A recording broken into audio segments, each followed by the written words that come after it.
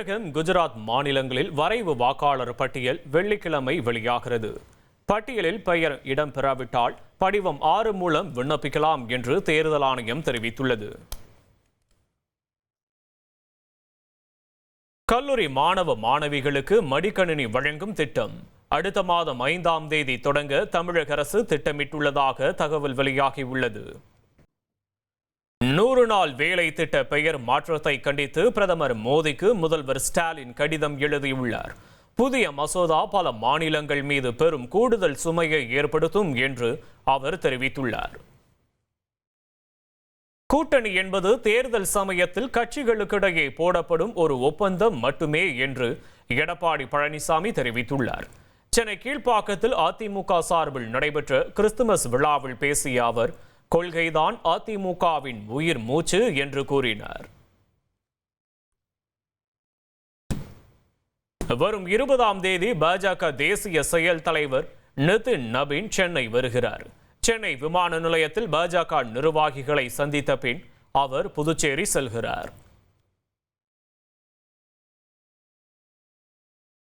திருப்பூர் மாநகராட்சியில் சின்ன காலிப்பாளையத்தில் கிடங்கு அமைத்து குப்பை கொட்டுவதை எதிர்த்து போராடிய பொதுமக்கள் மீது வழக்கு பதிவு செய்ததை கண்டித்து ஆர்ப்பாட்டத்தில் ஈடுபட்ட பாஜக முன்னாள் மாநில தலைவர் அண்ணாமலை உள்ளிட்டோர் கைது செய்யப்பட்டனர்.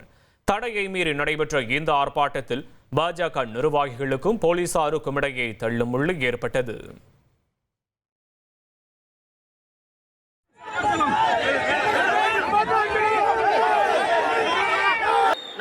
பார்த்து வடக்கம்பா இண்டோர் முதல் ரேங்க் வாங்கிட்டு இருக்காங்க. குப்பையை சுத்தகரம் பண்றதுல முதல் ரேங்க் வாங்குறாங்க. நார்த் இந்தியான்னு யாரை கொச்சப்படுத்துறோமோ அவங்க எல்லாம் அவங்க ஊரை சுத்தமா வச்சிருக்கிறாங்க. யார் வளர்ந்து விட்டோம் என்று சொல்கின்றோமோ நம்முடைய ஊரை குப்பை காடுகளாக மாற்றி இங்க இருக்கக்கூடிய அரசியல்வாதிகள் கமிஷனுக்காக வேலை பார்த்துட்டு இருக்காங்க.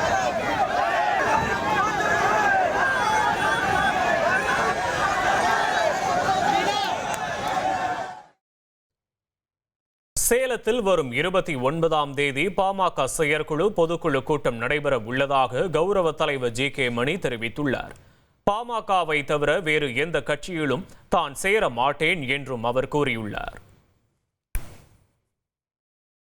கோவை விமான நிலையம் சென்ற தவேக தலைவர் விஜய்க்கு ஏராளமான தொண்டர்கள் உற்சாக வரவேற்பளித்தனர். ஈரோட்டில் பொதுக்கூட்டம் முடிந்த நிலையில் சென்னை திரும்புவதற்காக விஜய் கோவை விமான நிலையம் சென்றார். அங்கு கூடியிருந்த தொண்டர்கள் மற்றும் ரசிகர்கள் ஆரவாரத்துடன் விஜயை வரவேற்றனர். டாஸ்மாக் முறைகேடு தொடர்பாக பதிவு செய்யப்பட்டுள்ள 41 வழக்குகளை சிபிஐக்கு மாற்றக்கோரி சென்னை உயர்நீதிமன்றத்தில் வழக்கு தொடரப்பட்டுள்ளது. 2017 முதல் 2024 வரையிலான காலகட்டத்தில் தொடரப்பட்ட வழக்கை லஞ்ச ஒழிப்பு போலீசார் நேர்மையாக நடத்த வாய்ப்பு இல்லை என கூறி காஞ்சிபுரத்தைச் சேர்ந்த வழக்கறிஞர் ஒருவர் இந்த வழக்கை தொடர்ந்துள்ளார். வழக்கை ஜனவரி மாதம் 22ஆம் தேதிக்கு நீதிபதி ஒத்திவைத்தார்.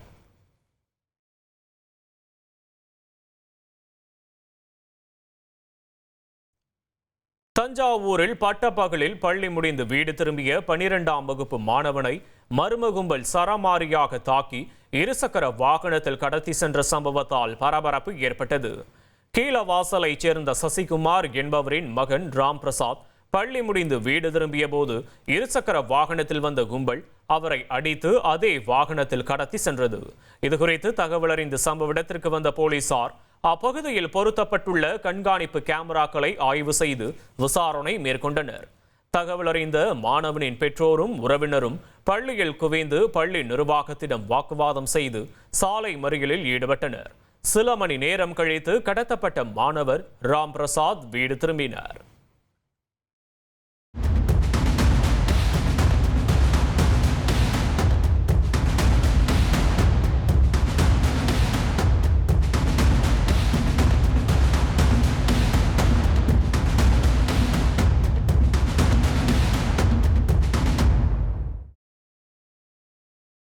திருநள்ளாறு அருகே மூடப்பட்ட ரயில்வே கேட்டின் ஒரு பகுதி திறக்கப்படாததால் தண்டவாளம் நடுவே இருசக்கர வாகனங்கள் அரை மணி நேரம் சிக்கிக் கொண்டதால் பரபரப்பு ஏற்பட்டது. இந்த நேரத்தில் எந்த ரயிலும் வராத காரணத்தால் பெரும் விபத்து தவிர்க்கப்பட்டது. சிறக்குடியில் புதிதாக அமைக்கப்பட்ட ரயில்வே கேட் மூடும் போதும் திறக்கும் போதும் அவ்வப்போது பழுதாகி வருவதாக அப்பகுதி மக்கள் தெரிவித்துள்ளனர்.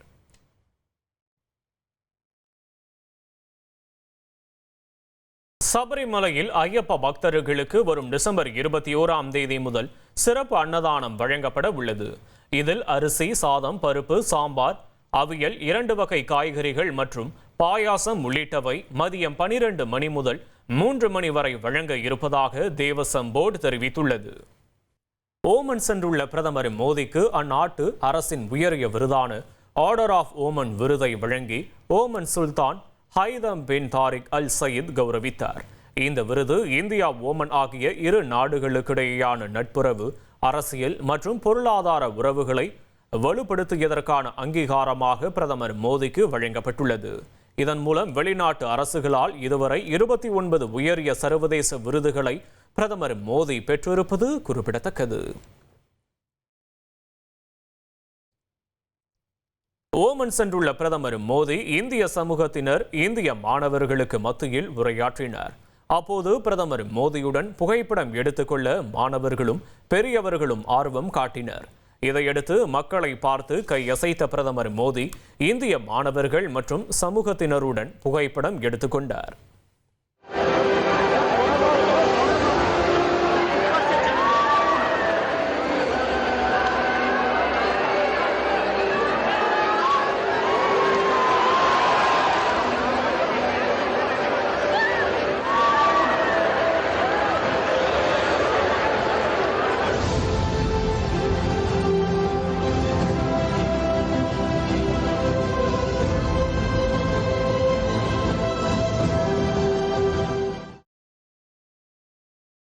அணுமின் உற்பத்தியில் தனியாருக்கு அனுமதி வழங்கும் மசோதா மாநிலங்களவையிலும் நிறைவேற்றும். ஏற்கனவே மக்களவையில் மசோதா நிறைவேறிய நிலையில் மாநிலங்களவையிலும் நிறைவேற்றப்பட்டது.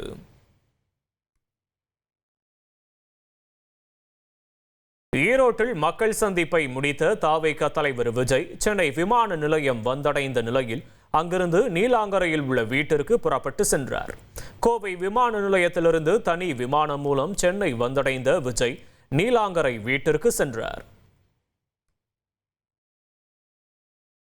நாமக்கல் மாவட்டம் திருச்செங்கோடு சந்திப்பு சாலையில் இருசக்கர வாகனம் மீது ஆம்னி வேன் மோதிய விபத்தில் 12 வயது சிறுமி உட்பட 7 பேர் காயமடைந்தனர்.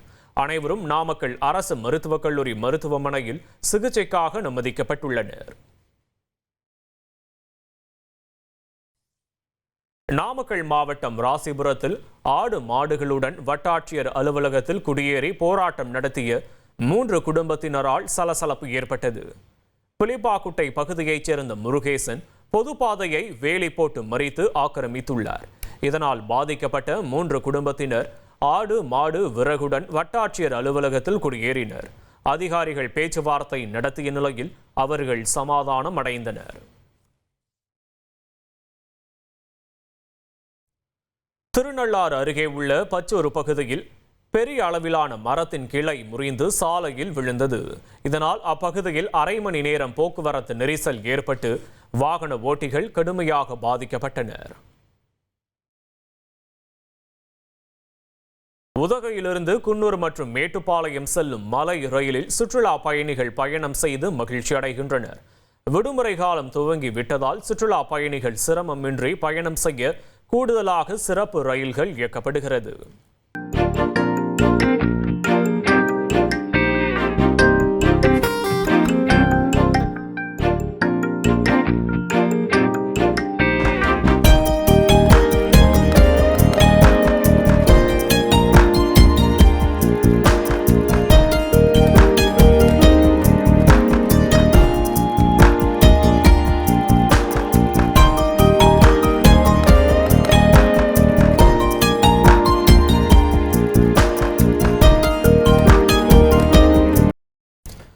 குன்னூர் சிம்ஸ் பூங்காவில் உள்ள 2 ருத்ராட்ச மரங்களிலும் ஏராளமான காய்கள் காய்க்க தொடங்கியுள்ளது. மிகவும் பழமையான இந்த 2 ருத்ராட்சை மரங்களையும் சுற்றுலா பயணிகள் கண்டு ரசித்து வருகின்றனர். சபரிமலை ஐயப்பன் கோவிலில் மேலும் ஒரு பக்தர் மாரடைப்பால் உயிரிழந்துள்ளார். தஞ்சாவூரைச் சேர்ந்த கோவிந்தராஜ் பெருமாள் என்ற 67 வயது முதியவர் பம்பையிலிருந்து சபரிமலைக்கு மலையேறி கொண்டிருந்தார். அப்போது நீலிமலை அருகே அவருக்கு மாரடைப்பு ஏற்பட்டு சிகிச்சை பலனின்றி உயிரிழந்தார். இதன் மூலம் சபரிமலையில் மாரடைப்பு மற்றும் உடல்நலக்குறைவால் உயிரிழந்த பக்தர்களின் எண்ணிக்கை 22ஆக அதிகரித்துள்ளது. முட்டை சாப்பிட்டால் கேன்சர் வரும் என கடந்த சில நாட்களாக சர்ச்சை எழுந்த நிலையில் நாமக்கலில் உள்ள கோழி பண்ணைகளில் உணவு பாதுகாப்பு அலுவலர்கள் திடீர் ஆய்வு மேற்கொண்டனர். 11 குழுக்களாக பிரிந்து நாமக்கல் மாவட்டத்தில் செயல்பட்டு வரும் சுமார் 55க்கும் மேற்பட்ட கோழி பண்ணைகளில் திடீர் ஆய்வு மேற்கொண்டனர். முட்டை மாதிரிகளை சென்னைக்கு ஆய்விற்கு அனுப்பிய பின்னரே அதன் முடிவில் நைட்ரோபிரான் என்ற தடை செய்யப்பட்ட மருந்துகள் பயன்படுத்தப்பட்டுள்ளதா என தெரியவரும். ஈரோடு மாவட்டம் சத்தியமங்கலம் அருகே கடம்பூர் மலைப்பகுதியில் யானை தாக்கியதில் இருசக்கர வாகனத்தில் சென்ற விவசாய கூலி தொழிலாளி சிவமூர்த்தி நிகழ்விடத்திலேயே உயிரிழந்தார். தப்பியோடிய 3 பேர் நல்வாய்ப்பாக உயிர் தப்பினர். வேலை முடிந்து சக தொழிலாளர்கள் 4 பேருடன் 2 இருசக்கர வாகனத்தில் ஊருக்கு திரும்பிக் கொண்டிருந்த போது யானை துரத்தி தாக்கியுள்ளது.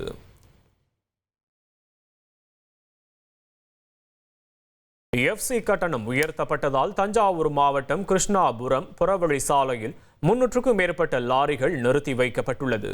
கட்டண உயர்வால் தங்களின் வாழ்வாதாரம் கடுமையாக பாதிக்கப்பட்டுள்ளதாக லாரி உரிமையாளர்கள் வேதனை தெரிவித்துள்ளனர். எனவே எஃப்சி கட்டணத்தை மறுபரிசீலனை செய்ய வேண்டும் என கோரிக்கை வைத்துள்ளனர்.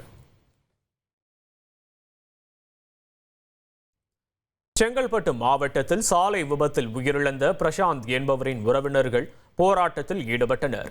மதுராந்தகம் அருகே அமைந்துள்ள ஈசூர் கிராமத்தைச் சேர்ந்த பிரசாந்த் ஜேசிபி மோதி சம்பவ இடத்திலேயே உயிரிழந்தார்.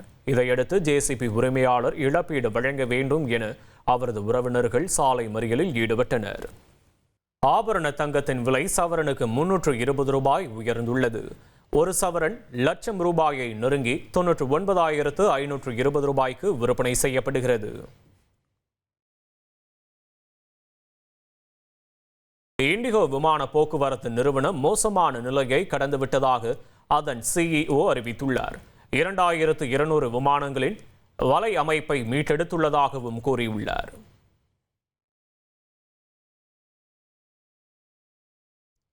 வட மாநிலங்களில் நிலவும் கடும் பனிமூட்டம் மற்றும் மோசமான வானிலை காரணமாக சென்னையிலிருந்து வாரணாசி, கொல்கத்தாவுக்கு செல்லும் விமானங்கள் ரத்து செய்யப்பட்டுள்ளன. அதேபோல் 12 விமானங்கள் சுமார் 2 மணி நேரம் வரை தாமதமாக இயக்கப்பட்டன. தமிழ்நாட்டில் காவல்துறை உயர் அதிகாரிகள் வீடுகளில் ஆர்டர்லிகளாக ஒருவர் கூட பணியில் இல்லை. சென்னை உயர்நீதிமன்றத்தில் டிஜிபி அறிக்கை தாக்கல் செய்துள்ளார்.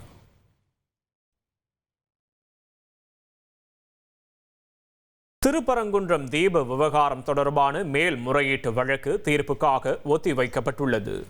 தனி நீதிபதியின் உத்தரவை எதிர்த்து கோவில் நிர்வாகம் தொடர்ந்த வழக்கில் அனைத்து தரப்பு வாதங்களும் நிறைவடைந்த நிலையில் 2 நீதிபதிகள் அமர்வு தீர்ப்பை ஒத்திவைத்தனர். திருப்பரங்குன்றம் தூணில் தீபம் ஏற்றியதற்கான எந்த ஆதாரங்களும் இல்லை என்று அரசு தரப்பில் வாதிடப்பட்டது. மலை உச்சியில் இருப்பது தீபத்தூண் இல்லை என்பது உறுதி செய்யப்பட்டுள்ளதாகவும் தெரிவிக்கப்பட்டது. தூத்துக்குடியில் பசுமை தாமிர உற்பத்தி ஆலை அமைக்க அனுமதி கோரிய மனுக்களை பரிசீலிக்க கோரி வேதாந்தா நிறுவனம் சார்பில் புதிய வழக்கு. ஸ்டெர்லைட் ஆலை கழிவுகளை அப்புறப்படுத்த கோரிய வழக்குடன் விசாரணைக்கு பட்டியலிட சென்னை உயர்நீதிமன்றம் உத்தரவிட்டுள்ளது.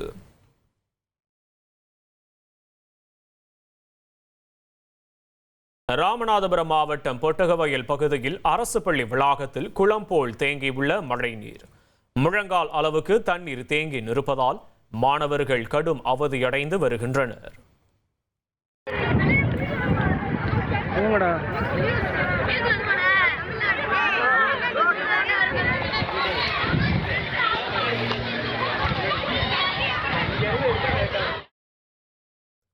ராமேஸ்வரத்தில் கணவருடன் சாலையில் நடந்து சென்ற பெண்ணுக்கு பாலியல் தொல்லை என புகார்.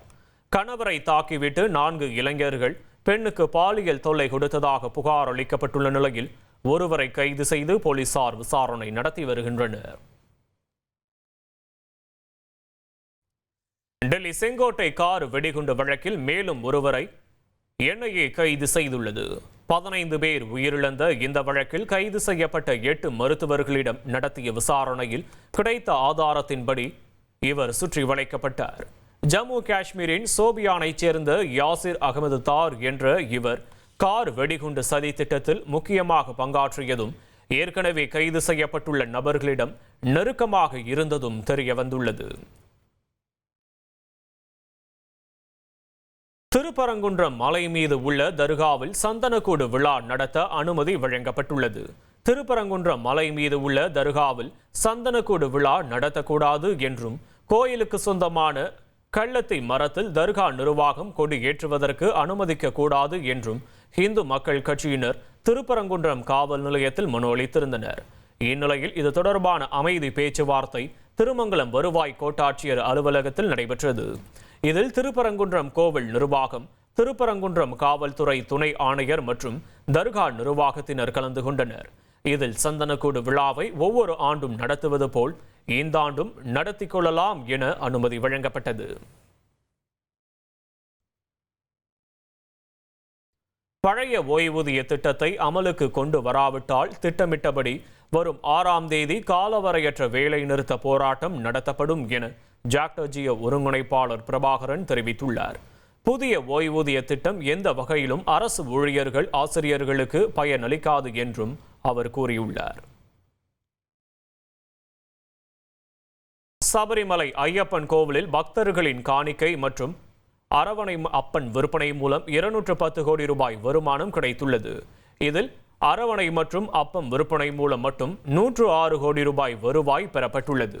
மண்டல பூஜைக்காக நடை திறக்கப்பட்டு 33 தினங்கள் ஆன நிலையில் இதுவரை 27 லட்சம் பக்தர்கள் சாமி தரிசனம் செய்துள்ளனர். கடந்த ஆண்டை விட அதிக பக்தர்கள் இந்த முறை தரிசனம் செய்துள்ளனர்.